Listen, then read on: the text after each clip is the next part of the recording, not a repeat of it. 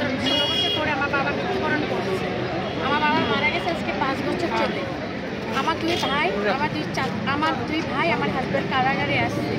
আজকে 17 বছর ধরে জেলখানায় খালাস পাইও তারা সারা পাইতেছে না। কী কারণে তারা সারা পাইতেছে না আমি এটা জানতে পারি না। ওরা খালাস পাইছে, পিলখানার মামলা সাজা শেষ হয়ে গেছে, হাইকোর্টের মামলা খালাস। ওরা হুদা বিনা অপরাধে ওরা জেল খাটতেছে, মানে কোনো অন্যায় পাবে ওরা জেল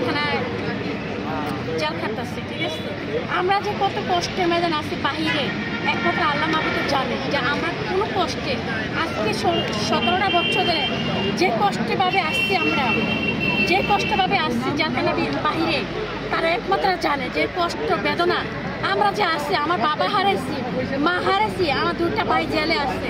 তারা অসুস্থ হয়ে জেলখানা খাবার খাইতে পারতেছে না। জেলখানার ভিতরে মেডিসিন দেয়, খাবারের ভিতরে মেডিসিন, সব কিছুর ভিতরে মেডিসিন।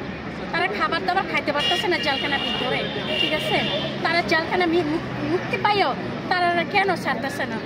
আমি সরকার ডক্টর ইউনূসের কাছে বলি যে আমাদের বিডিআর কি অন্যায় করছে নিষ্পাপ জেলখানায়।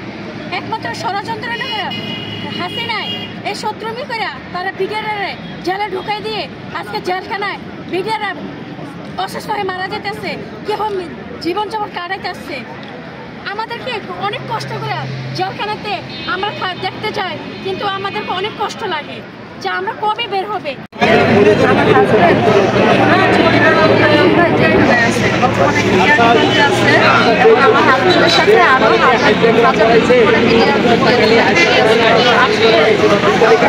সাবেক সরকারের ষড়যন্ত্রের শিকার হয়ে ওরা জেলখানায় বন্দি আছে। তো এখন আজকে আমাদের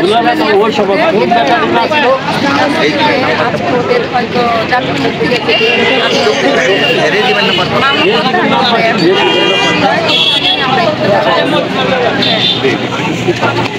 পেয়েছে, এই কারণে আমরা কথা বলতে পারতেছি।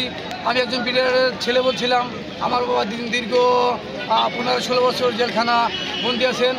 ডাক্তার ইনুস সাহেব স্যারের কাছে আমি আমার বাবার মুক্তির দাবি জানাচ্ছি। এবং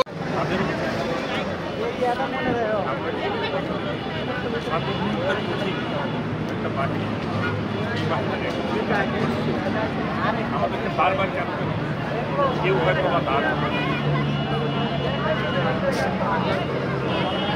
অভিনয় করে আমাদের এই যে আর্মি তারা আছে তাদের বারবার বলতেছে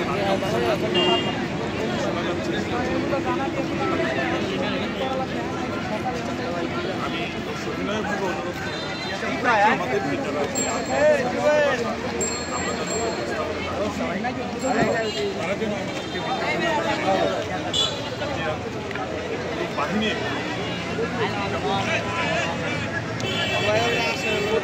সদস্য আমাদের মাঝে হয়তো